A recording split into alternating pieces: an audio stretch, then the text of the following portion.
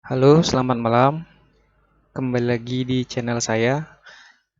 Jadi pada kesempatan kali ini kita akan membahas secara singkat ya dan secara runtut teorema Pitagoras. Jadi yang akan kita bahas dalam video ini ada 4 ya. Yang pertama sejarah singkat teorema Pitagoras itu sendiri. Yang kedua dalil teorema Pitagorasnya. Yang ketiga, pembuktian teorema Pitagoras. Yang keempat, aplikasi pengerjaan pada soal. Jadi, buat Bapak Ibu guru atau teman-teman yang sedang kuliah yang akan membahas masalah Pitagoras, bisa ditonton video ini sampai habis ya. Mudah-mudahan membantu teman-teman atau Bapak Ibu sebagai media tambahan untuk materi teorema Pitagoras. Baiklah, langsung saja kita ke yang pertama ya, sejarah singkat. Jadi sejarah singkatnya seperti yang sudah saya ketikkan di monitor. Yang saya baca, di bawah ada linknya ya, dari blog Aku Pintar. Jadi Pitagoras berasal dari nama seorang filsuf ya, dan ilmuwan matematika yang berasal dari Yunani kuno. Jadi pada 570 sampai 495 sebelum Masehi di Kepulauan Samos. Sebenarnya Bapak Pitagoras ini bukan penemu pertama ya, karena sebenarnya teorema Pitagoras ini sudah dipakai oleh bangsa Mesir di tahun 1900 sampai 1600 sebelum Masehi. Dan bangsa Babilonia atau Cina kuno juga pernah menggunakan teorema ini ya pada relasi antar sisi pada segitiga siku-siku. Bisa dibaca di situ dari pembangunan sebuah piramid ya yang ada di Mesir salah satunya. Kemudian, kenapa nama teorema ini ditetapkan dengan nama Pitagoras sampai dengan saat ini? Jawabannya adalah karena Pitagoras yang membawa pengetahuan ini ke peradaban Yunani kuno ya, setelah beliau membuktikannya secara sistematis. Oleh karena itu, Pitagoras diabadikan sebagai nama dari teorema ini. Yaitu sejarah singkat ya. Jadi si Pitagoras ini membuktikan secara sistematis di peradaban Yunani kuno sehingga nama ini dipakai sampai dengan saat ini. Nah, nanti kita di bagian nomor 3 ada pembuktian teorema Pitagorasnya ya. Jadi kita hanya pakai salah satu cara yang saya tahu. Di luar sana masih banyak cara untuk membuktikan teorema Pitagoras ini. Selanjutnya, yang kedua, lihat kursor saya. Dalil teorema Pitagoras. Dalil teorema Pitagoras yaitu kuadrat panjang hipotenusa dalam kurung sisi miring pada suatu segitiga siku-siku. Saya ulangi ya. Jadi teorema ini pada segitiga siku-siku sama dengan jumlah kuadrat sisi-sisi yang lainnya. Jadi lihat ke depan, ke monitor. Ada segitiga A, B, C. Lihat kursor saya ya.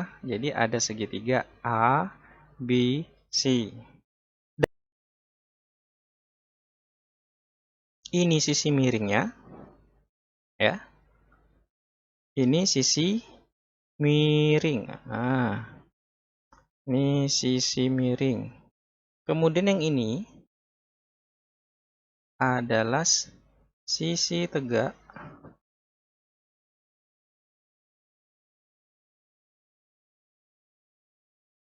Kemudian yang ini adalah sisi alas.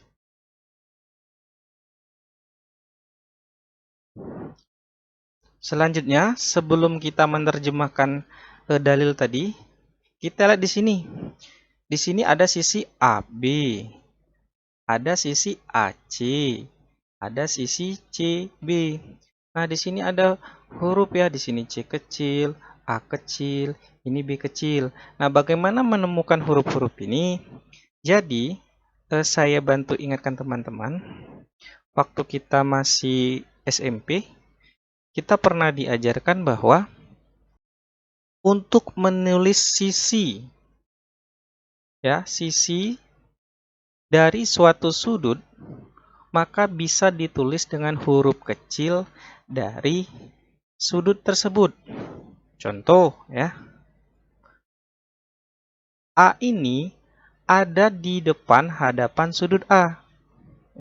Nah, ini sudutnya yang di A menunjukkan sisi yang depan ini, sehingga ditulis sebagai variabel A kecil. Jadi A ini adalah sisi di depan sudut A. Begitu pula dengan yang B kecil ini. B kecil ini adalah sisi di depan sudut B. Nih, saya kasih tanda panah. Oke? Sedangkan sudut C di sini adalah siku-sikunya ya. Ya. Ini C kecil kan? C kecil ini adalah sisi yang ditunjukkan oleh sudut C. Paham? Jadi kalau bisa ditulis di sini sisi miring. Nah, sisi miring sama dengan sisi AB. Benar ya? Sisi miring itu dari ruas A menuju B, jadi kita tulis AB. Kemudian sama dengan sisi C kecil. Yang kedua, sisi tegaknya. Sisi tegak sama dengan apa di depan? Ruas A menuju C, ya. Itu sudah saya tulis sisi tegaknya. Atau sama dengan sisi B kecil. Yang ketiga, sisi alas.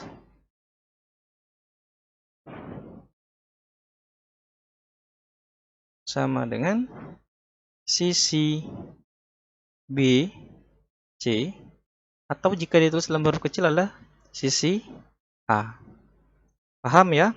Jadi sisi miring adalah ruas AB atau sama dengan sisi C, sisi tegak adalah ruas AC atau sama dengan sisi B, sedangkan sisi alas adalah ruas B menuju C atau CB sama dengan sisi A kecil.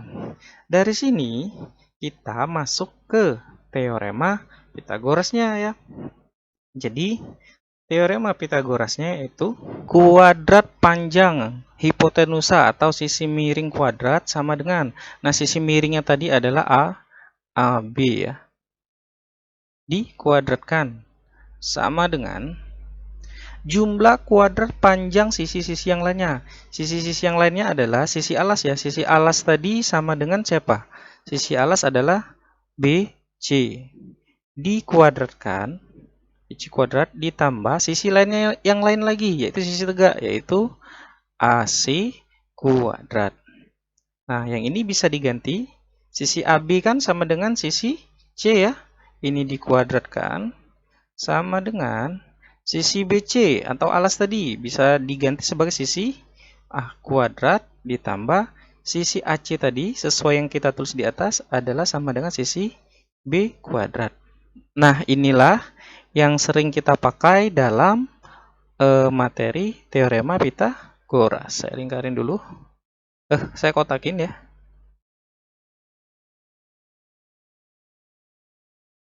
Nah, seperti itu ya. Jadi dari persamaan ini ya, yang saya kotak-kotak ini bisa diuraikan lagi nih ke sini. Jadi misalkan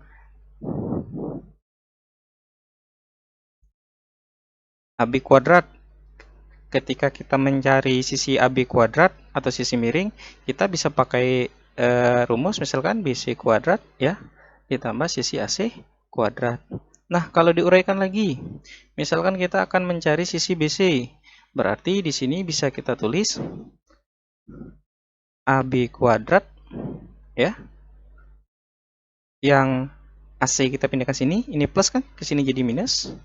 AC kuadrat sama dengan BC kuadrat.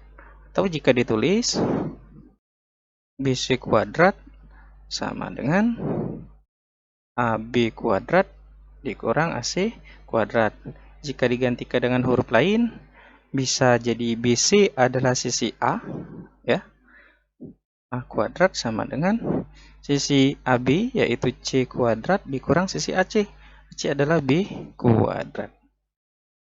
Atau dalam kata lain, kalau untuk mencari sisi alas, artinya sisi miring kuadrat dikurang sisi tegak dikuadratkan. Begitu pula misalkan mencari sisi tegaknya, sisi tegak adalah AC ya. Jadi di uraian dari sini kita bisa tulis AB kuadrat sama dengan BC kuadrat ditambah AC kuadrat. Jadi kita akan mencari AC ya. Jadi sama seperti tadi, jadi AB kuadrat dikurang pindahkan sini.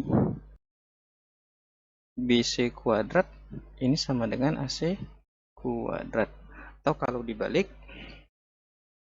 AC kuadrat sama dengan AB kuadrat dikurang BC kuadrat. Atau kalau diturunkan dengan huruf satu huruf, AC ini adalah sisi B kuadrat sama dengan ini AB adalah sisi C kuadrat dikurang A kuadrat.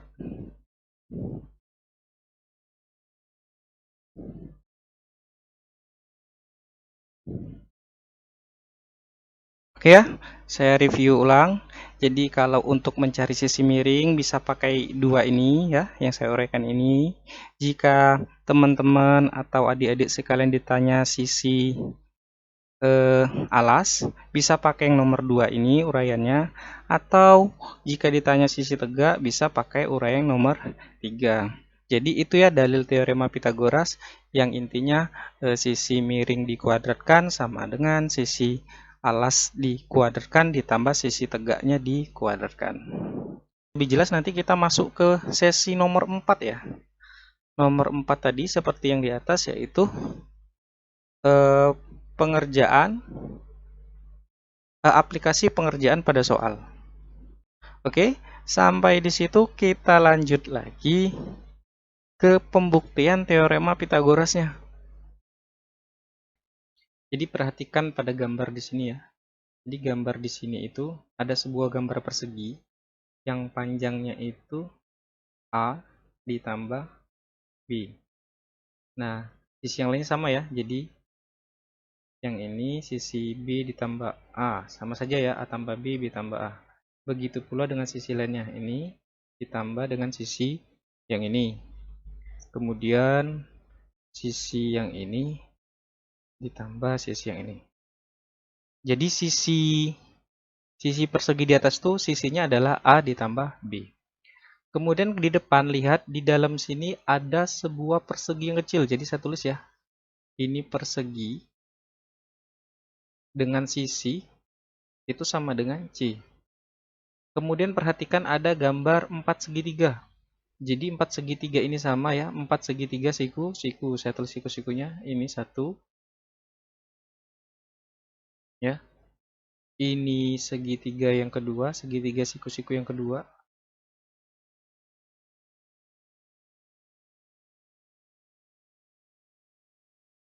Ini segitiga siku-siku yang keempat, yang ketiga. Ini segitiga siku-siku yang keempat. Oke, saya ulangi. Di dalam persegi yang besar tadi terdapat satu buah persegi kecil dengan panjang sisi C. Yang ini ya. Kemudian ada 4 segitiga siku-siku ya. Ada 1, 2, 3, dan 4. Jadi kalau dikeluarkan, persegi ya, yang panjang sisinya adalah A plus B. Yang ini adalah A ditambah B. Kemudian ada lagi persegi yang kecil. Yang panjang sisinya adalah C, C, ini C, ini C.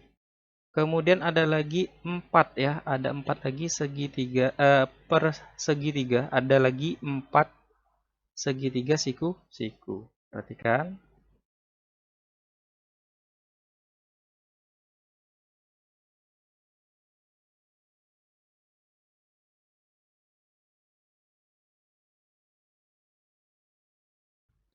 4 luas segitiga siku-siku ya.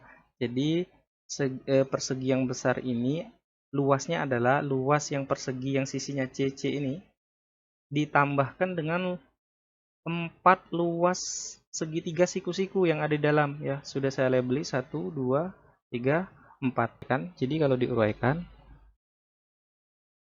luas persegi ya yang sisinya A plus B itu sama dengan luas persegi yang sisinya C ditambah 4 kali luas segitiga siku-siku yang ada dalam gambar. Kita lanjut ya.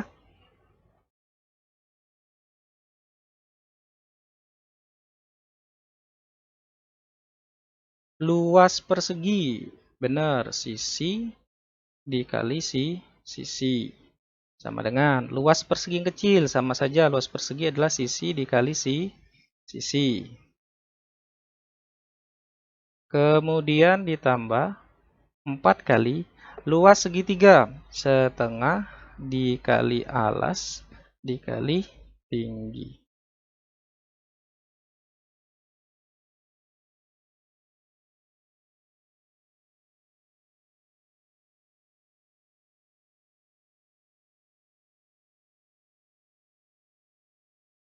Lanjut ya.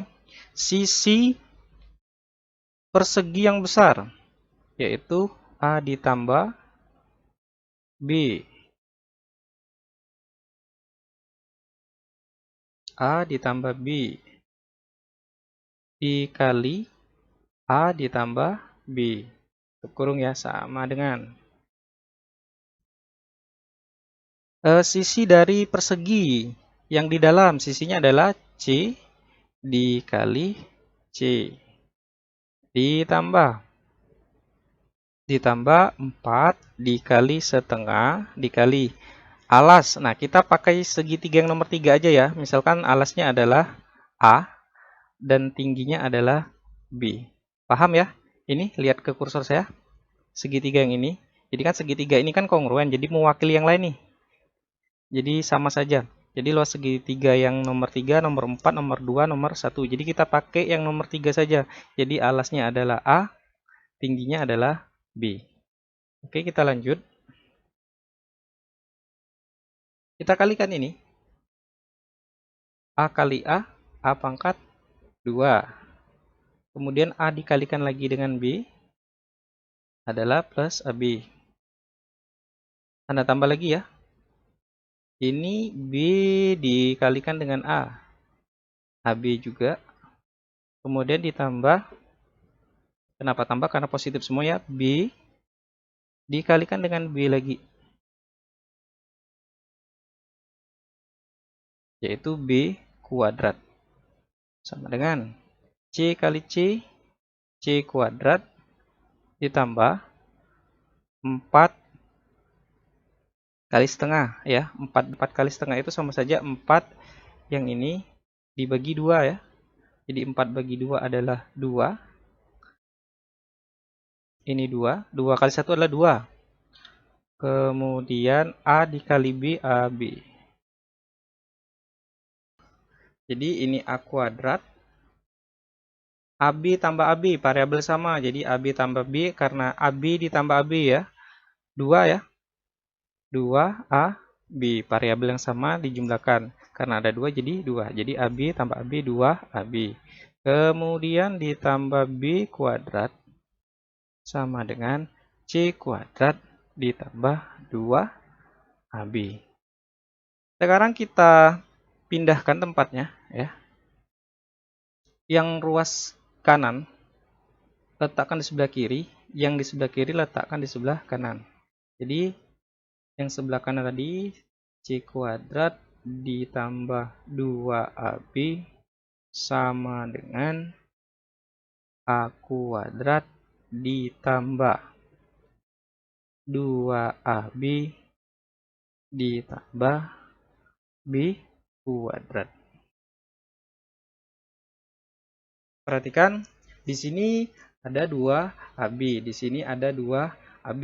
Jadi kita akan menghilangkan ini ya. Jadi kita akan menghilangkan ini. Bisa dengan cara dipindah, tapi sebenarnya itu tidak boleh, tapi hanya bahasa untuk memudahkan. Jadi untuk menghilangkan 2AB ini, kita harus mengurangkan dengan 2AB. Begitu pula dengan yang di sini. Jadi kalau ini dikurang 2AB, ini dikurang 2AB. Jadi bentuknya seperti ini. C kuadrat ditambah 2AB dikurang 2AB.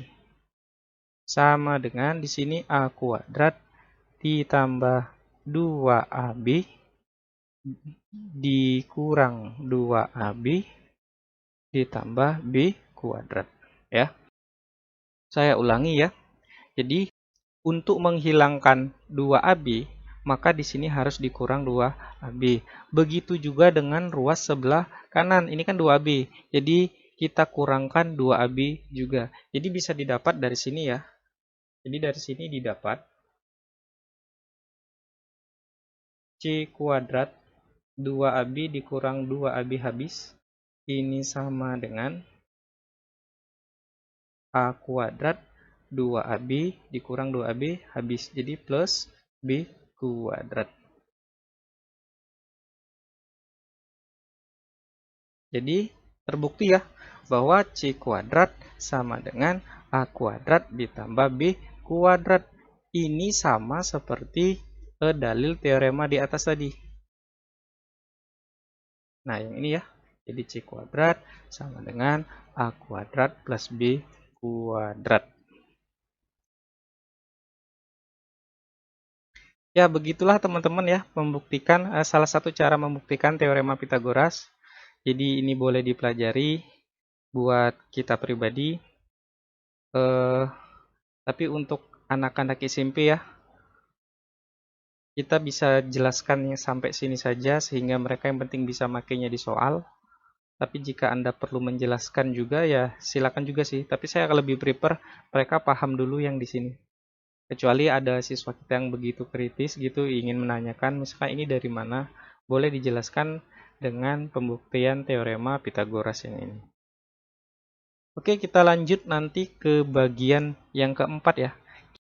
Baiklah teman-teman, kita masuk ke bagian keempat, aplikasi pengerjaan soal teorema Pitagoras. Langsung saja ya kita baca soalnya. Diketahui sebuah segitiga siku-siku ABC dengan siku-siku di B. Oke, siku-sikunya di B ya. Jika panjang AB 24 cm dan panjang BC 7 cm, maka panjang AC sama dengan. Baiklah, langsung kita jawab ya. Jadi kita gambar segitiga siku-sikunya. Kalian gambar rapi-rapi ya. Ini hanya ilustrasi.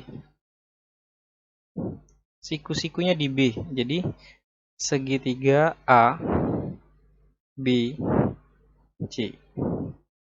Kemudian diketahui panjang AB, berarti panjang AB-nya sisi tegak ya berarti di sini 24 cm. Kemudian panjang BC sisi alasnya 7 cm. Ditanya sisi AC. Ya, sisi miring ya. Jadi sesuai yang sudah pernah kita pelajari bahwa sisi miring ya. Sisi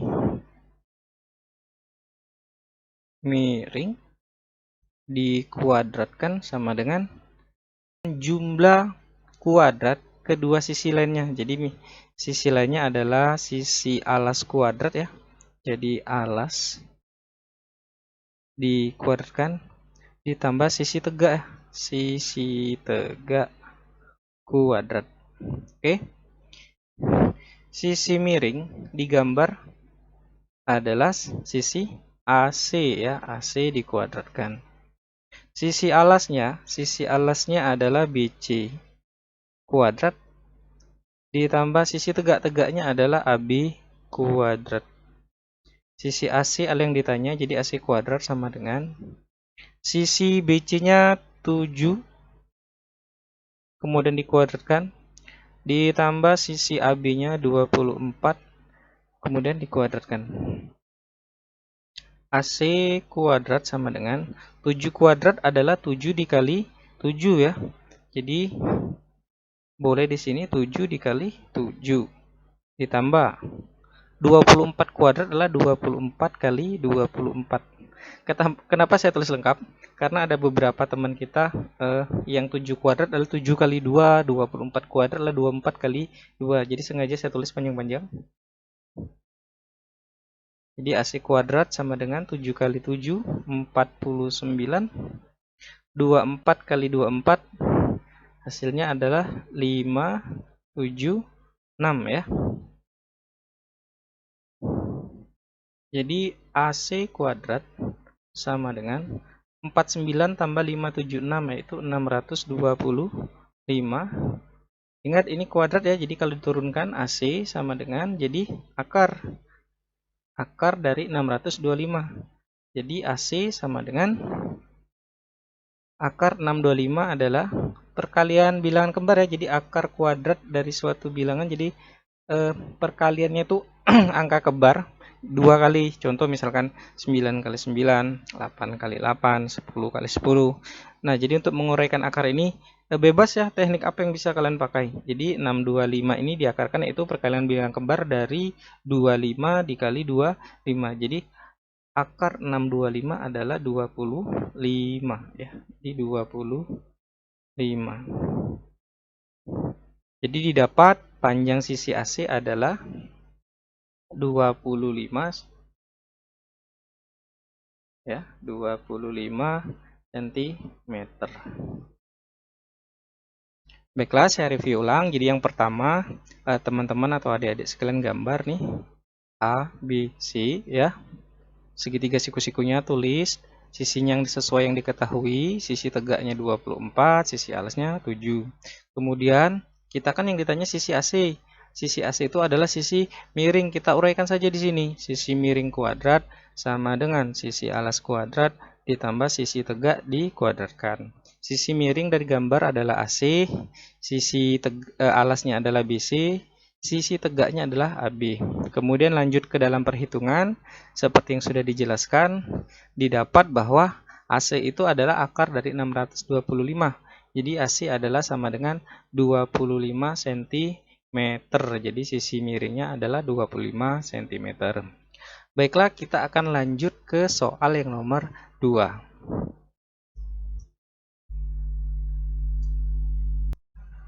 Baiklah teman-teman, kita lanjut ke soal nomor 2 ya. Perhatikan gambar berikut ini, hitunglah panjang sisi QR. Jadi di gambar diketahui sebuah segitiga siku-siku ya.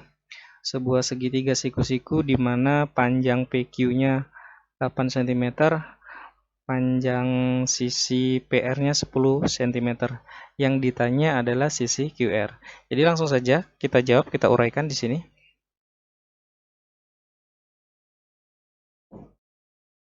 Jadi seperti biasa kita uraikan sisi ya, sisi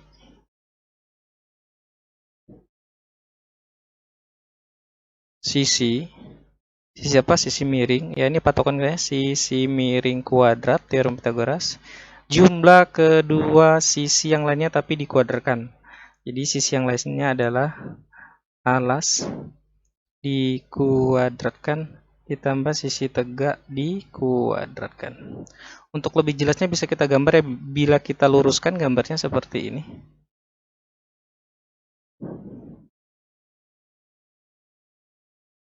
Ya. Ini P, ini Q, ini R. Berarti sisi miring kan? Ini sisi miring ya. Dan QR sisi alasnya dan PQ adalah sisi tegaknya. Jadi sisi miringnya bisa kita tulis adalah PR dikuadratkan. Ini sama dengan sisi alasnya adalah sisi QR dikuadratkan ditambah sisi tegaknya adalah PQ dikuadratkan. Lanjut di sini. PR-nya yang angka yang diketahui adalah 10 cm kuadrat sama dengan QR-nya yang ditanya. Kemudian ditambah PQ. PQ-nya adalah 8. Oke. 10 kuadrat artinya 10 dikali 10 ya. Sama dengan QR dikuadratkan. 8 kuadrat adalah 8 dikali 8. 10 kali 10, 100. Sama dengan QR kuadrat ditambah 8 ke 8, 64. Kemudian ruas yang ini ya, kita pindahkan ke sini. Ruas yang ini kita pindahkan ke sini. Jadi bentuknya QR kuadrat ditambah 64 sama dengan 100. QR kuadrat sama dengan 100. Yang ini pindah ke sini ya. Dikurang 64.